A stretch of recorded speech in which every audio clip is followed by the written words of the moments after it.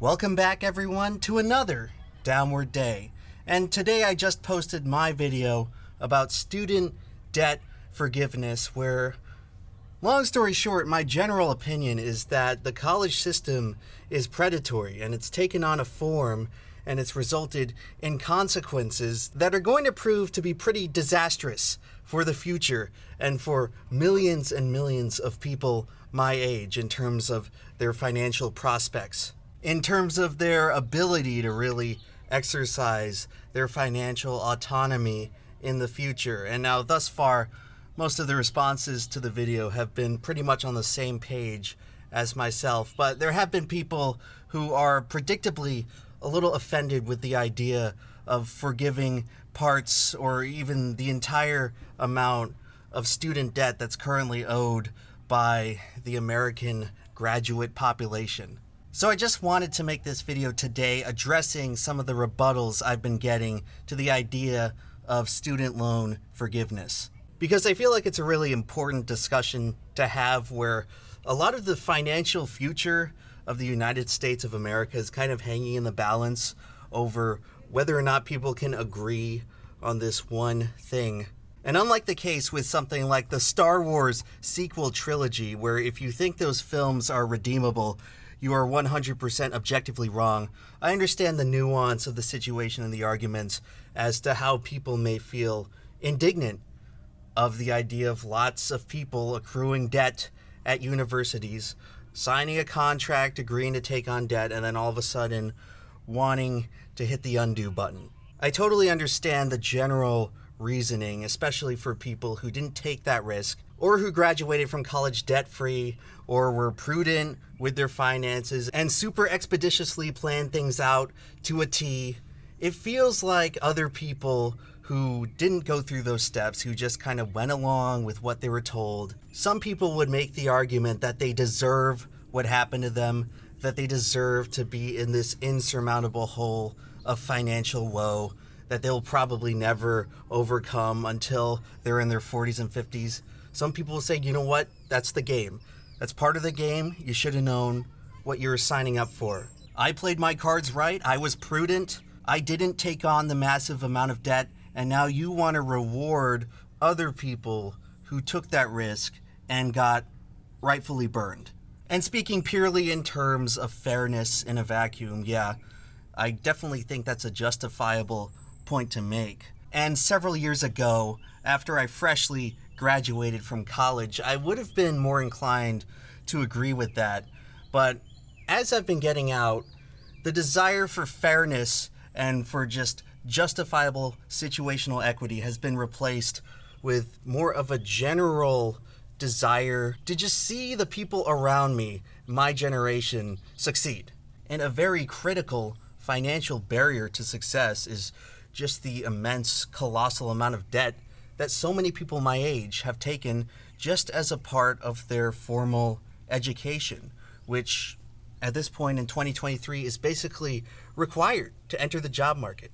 To get any significantly good white-collar job worth of crap, you're basically required to go get a degree. And most people, they can't financially afford it in the moment. They don't have rich parents to pay their tuition for them. But there's this strong need and strong pressure from society to go out and get this degree. So the only option really is to go into debt. And then all of a sudden you get to the job market and you find that you're in a hole and the ladder that's being given to you is too short to climb out. And this is sadly the fate of a lot of people my age. It's been the fate of people graduating school for maybe 15, 20, 25 years even, as the cost of tuition has continued to go up every single year. It's remarkable. And even though, strictly speaking, it would probably be more fair for these people to just suffer the consequences of their actions, suffer the consequences of the contractual agreement they signed fresh out of high school at age 17 or 18, I've grown to place more value on this idea of possibly living in a society where almost half the people my age aren't completely bogged down by this extreme financial cinder block tied to their ankles. It is simply not as pleasant to live in a society where my peers, many of my friends, many of the people I know, many of the people I would like to know, all of a sudden they have this major setback to their autonomy, where a huge amount of their financial freedom has been jeopardized because of, let's be honest here, a predatory system. Because they were sold a predatory system that did not deliver what it was advertised to do. And again, I understand the argument that forgiving debt would be unfair to people who manage their finances well, who manage their finances expeditiously, and graduated from college debt-free. But again, being one of these people who did just that, graduated from college debt-free, where this proposed change of forgiving a huge portion of the outstanding student debt in America would be at my expense, I still would prefer if other less fortunate people, other graduates who didn't luck out in the job market as much, I still would prefer if we cut them some slack, even if it was at the expense of people like me. Now, others may feel free to disagree. I understand that part of the argument, and that's just really going to come down to your philosophy over whether you think that the government and policy should favor individual achievement, or if more resources should be allocated to helping the less fortunate at the expense of the successful. And all of you are going to wind up on some side of that spectrum, and I acknowledge that nothing I say here is probably going to change your mind if you believe in the former. However, with that being said, there were several arguments I saw from people in opposition of student debt relief that were pretty fallacious in their logic. The most common of which I saw had to be this rhetorical question of who's going to pay for it, which is really just another way of saying I don't want to pay for it, okay? And why should I? Why should I have to pay for a bunch of slackers who mismanaged their finances so poorly that they're now in a financially irrecoverable situation and they require government assistance? Why should I help them? Why should my tax dollars go to helping them? And this has always been a pretty confusing argument to me, because canceling outstanding debt is not the same thing as inducing a financial transaction. If the government forgives student loan debt, the rest of the taxpayers don't have to pay anything. There's no transaction that's required here. You are simply canceling an outstanding balance that college graduates owe the government. There seems to be this prevailing belief by opponents of student debt relief that by canceling the debt, it's somehow going to transfer the outstanding balance or to transfer some sort of financial burden to the rest of the taxpayers, when that's simply not the case. You're not creating or distributing wealth. No additional money has to change hands between anyone. You are simply nullifying a prior financial agreement requiring American citizens to pay money to the government. So if anything, fewer people are going to have to pay for it. There will be fewer people having to make a monthly payment to the government, which again is seemingly what the conservative platform tends to argue for: lower taxes and smaller government. But all of a sudden it becomes okay when it's a college student with debt and that payment to the government is absolutely mandatory and there's no way of getting out of it. Mostly because of this perceived belief that somehow others are going to have to pick up the slack, which is simply not true. Because again, you are not inducing transactions, you are reducing transactions. So I don't know where people are getting this idea that all of a sudden others are going to have to owe the government more because the government who oversees the debt suddenly decides to forgive it.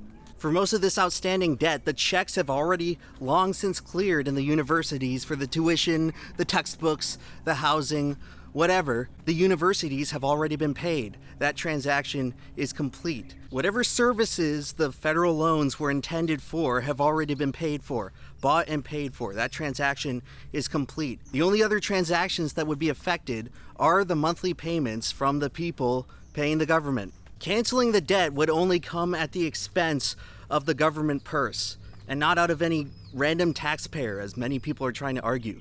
The government, using money from presumably the Treasury, paid for all those textbooks and the tuition, and to send college professors on lavish international vacations. So if your rhetorical question is who's going to pay for it, the answer is that the government already has, and they're just going to do it again, because it's their money that they're missing out on. And now I suppose you could say that the loss of potential government revenue from people paying back their loans would have to factor into the federal budget, and it might cause this rippling, cascading effect. And considering that the government can literally print money and generate wealth on a whim, I'm not really concerned about them picking up a little more slack that comes at the direct benefit of so many consumers in the economy. I guess some people would be concerned about the potential loss of revenue from people not paying back their loans, but let's be honest, folks. I don't think the government is going out of business anytime soon. This is not like paying back a loan to your Uncle Bob, who really desperately needs that money or else he's going to get foreclosed on. Student debt forgiveness would be at the expense of the institution that literally defines wealth and defines the value of the dollar. An institution that has virtually unlimited access to wealth. An institution that controls whether the banks get money or not. So I'm not exactly concerned that this small little revenue stream, this little tiny drip faucet of people paying back student loans is really going to affect the efficacy of the government to do anything. And again, for people who are suddenly so concerned in this specific circumstance about the government's ability to raise money, you certainly don't see these same people rushing to ask for tax raises on anyone. Oh, you don't want your own taxes raised? Then fine, raise the taxes of corporations, raise the corporate income tax. But you never see conservatives arguing for any of this, which is why it makes it so confusing. Why in this specific circumstance of people who owe money to the federal government through student loans, then all of a sudden they have to be the only people in the America who should be paying up. All of a sudden, that's where you suddenly care about the government's capacity to raise revenue from its citizens, specifically young college graduates, and not any multimillionaires or multi-billion-dollar corporations. You want the weight of government fundraising to go specifically on the shoulders of 29-year-olds with 6 figures of student loan debt, who are in such an adverse financial situation from lies of being told to go to school that they can't even afford basic necessities. So who's gonna pay for it? I guess right now everyone's just content with 25 and 30-year-olds paying for everything and being in a financially ruinous situation. The cohort of the population who has the least disposable income of any other, the people who are least able to actually afford to pay. Another excuse people like to use to justify why an entire generation of people should be in crippling amounts of debt is that you signed the agreement, so now you have to follow through. Legally, you have to follow through. We have a system of laws in this society.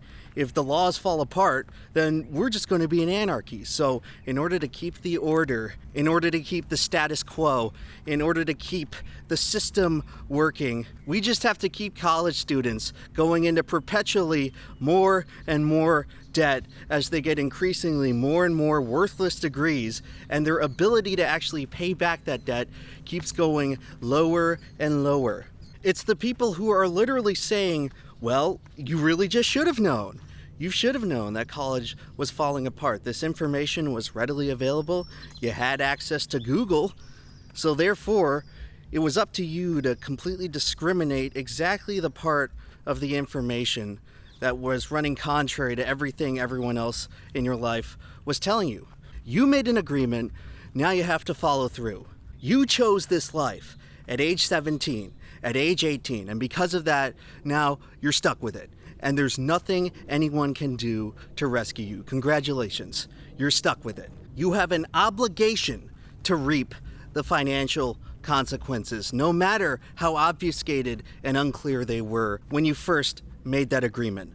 And to that, all I have to say is, do we or do we not consider the victims of scams to be victims? I mean, I keep seeing these Kit Boga videos pop up in my recommended, getting millions of views. Anti-scammer, scammer revenge videos getting millions of views. Why exactly do we find scamming to be a vice of society?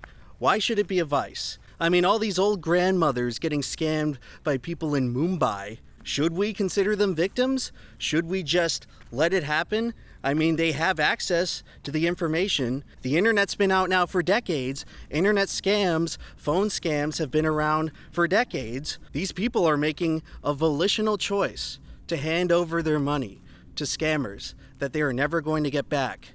When you buy a misleading product on Amazon or Alibaba or Temu, definitely far more likely on Temu, when you buy a misleading scam product on Temu, you made a volitional choice.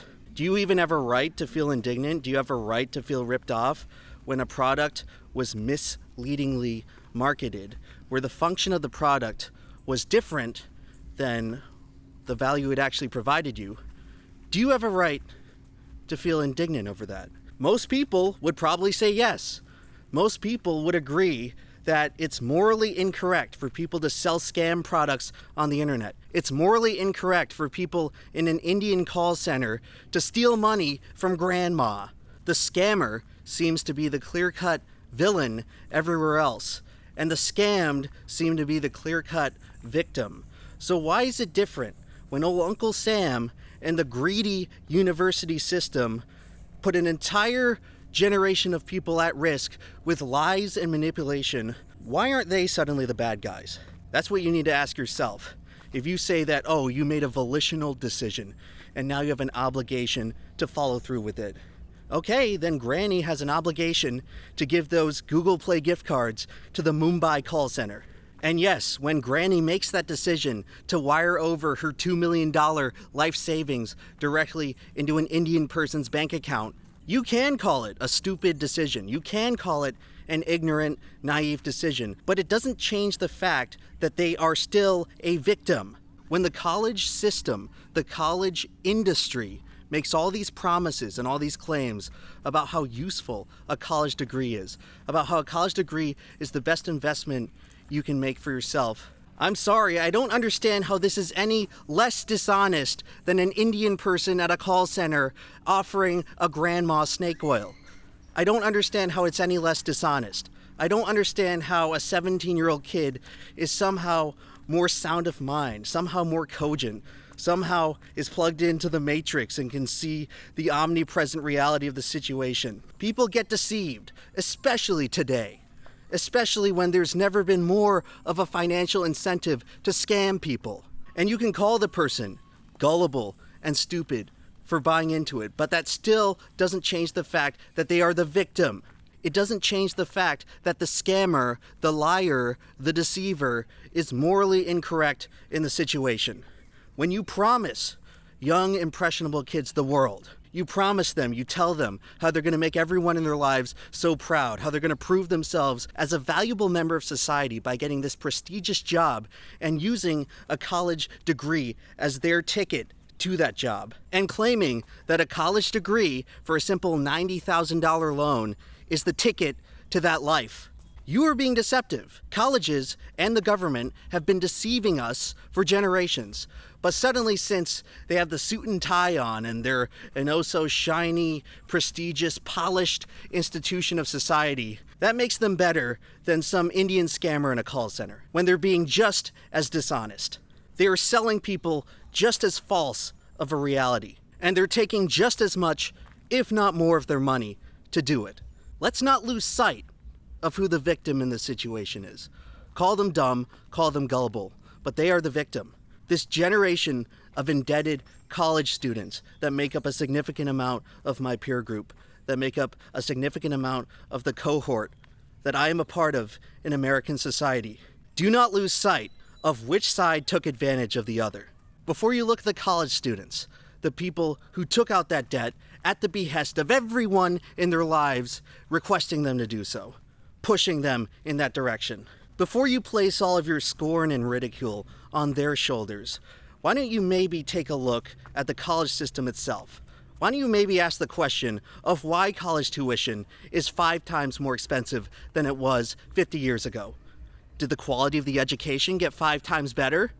Are you 5 times more likely to get a job? Clearly not, based on the job market today. Do the jobs pay 5 times as much? Don't really think that's the case either. So instead of pointing the finger and blaming the victims of this situation, why don't you instead look at the institution who sold a generation of kids everything, who sold them the world, only for them to wake up one morning and realize that they are completely screwed beyond a shadow of a doubt?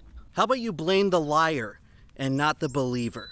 And for the rest of you saying, oh, they shouldn't have fallen for the peer pressure, I'm sorry, how do you think that the vast majority of humans on this world operate psychologically? How do you think people make most of the thousands of decisions that they have to on a regular basis? They trust the instincts and intuition and knowledge and wisdom of other people. They trust the tutelage. They listen to the people around them. Don't listen to peer pressure. You're asking people to go against thousands of generations of human evolution. The most important aspect of decision making has always been what people around you are doing. The alternative is something so exhausting and time consuming that no one would ever get anything done. To have perfect and totally complete knowledge of every situation and every scenario, it can't be done. People listen to the advice of others in their lives who they trust. You can't really operate in society if you do anything else. Sorry that not everyone is a forward-thinking maverick who can see through the bullshit instantaneously. A lot of the times it's just easier to trust the system and to trust people around you. Even as the system is becoming patently more untrustworthy, you still got to trust the system. You still got to trust people around you, because the alternative is being paralyzed by this fear that you don't quite know everything just yet. It's far easier, far simpler, and it's necessary to base most of your decisions on what others you trust in your life recommend to you. So no, I don't consider it a valid excuse that they shouldn't have listened to peer pressure, especially considering that you're talking about 18 and 17-year-old kids. If you manage to break free from the matrix, break out of the system using your own intuition or whatever, congratulations. But the vast majority of people aren't going to do that. They're going to listen to their parents. They're going to listen and do what the rest of their friends are doing, which is go to college. And it's going to be like that. People are going to have that inclination. They're going to have that preference. They're going to be pushed until it just becomes so obvious that the system is broken that you'd actually have to be an idiot to continue doing it. So congratulations if you managed to be the maverick, if you managed to avoid going into debt for a useless degree, but you have to realize that most people are not going to be in that circumstance. Their human instincts and trustworthiness of others are going to lead them down that wayward path. And we should have at least some sort of sympathy for that. Realizing that most people's decision to go to college is not this well-researched, super-duper cost analysis, benefit evaluated thing. Most people are just going to go with the flow. They're going to take the path of least resistance. And it's up to the institutions to not fail people when you promise them how good of a path it is.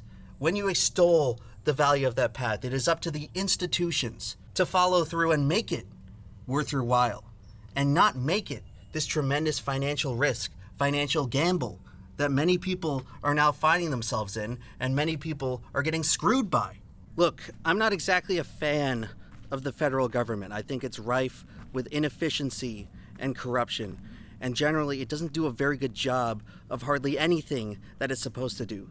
But if we're all going to sit here as a society and agree that this institution has to be in place above us, the least we can do is expect it to actually help people. If you look at the whole college debt situation under a microscope, under a magnifying glass, it might be easy to lose sight of the bigger picture. You might see a bunch of people who want a free ride, free money from the government. But at a macroscopic level, it's becoming more and more apparent that it's probably not going to be a good thing in society going forward to have a huge chunk of the population be completely financially kneecapped.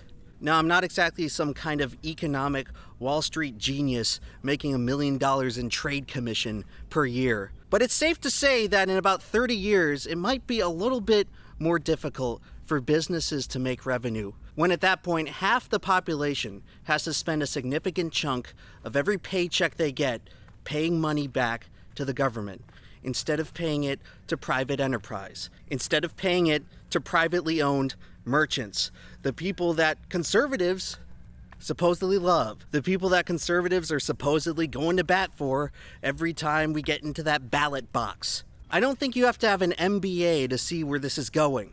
The oh-so-valuable and important economy runs on disposable income. How are people going to have any of it if they all have to make these mandatory payments to the government? I'm sure that at one point, the student loan system had good intentions. but you'd have to be a fool to think that how it turned out now is anything close to what they envisioned it being. A system that was once supposed to give kids a little bit of assistance to get necessary degrees that were required by the job market. Call me crazy, but I don't think it was ever supposed to turn into what it has. A system that turns regular, free American citizens into indentured servants, into people who are trapped in absolutely toxic financial situations, untenable, irrecoverable situations where they will spend the rest of their lives financially impaired, where their freedom and purchasing power will be neutered for life. Call me crazy, but I don't think that's what the founders of this system had in mind. The economy and financial constitution of this country is changing every day. It has been changing every day since the 1970s. Why hasn't our college loan system changed? Why is it still the same? Why is it still acting like a degree is worth the same as it used to be? Why is it still acting like a degree costs as much as it used to? I know that so many people in this country just want this place to be the ultimate cutthroat Game of Thrones slaughterhouse, where it's the survival of the fittest and damn the people who don't survive. And if you truly do think this way about America and American society, I hope that one day you can find that life can be a lot more pleasant if you simply cut some people a little bit of slack.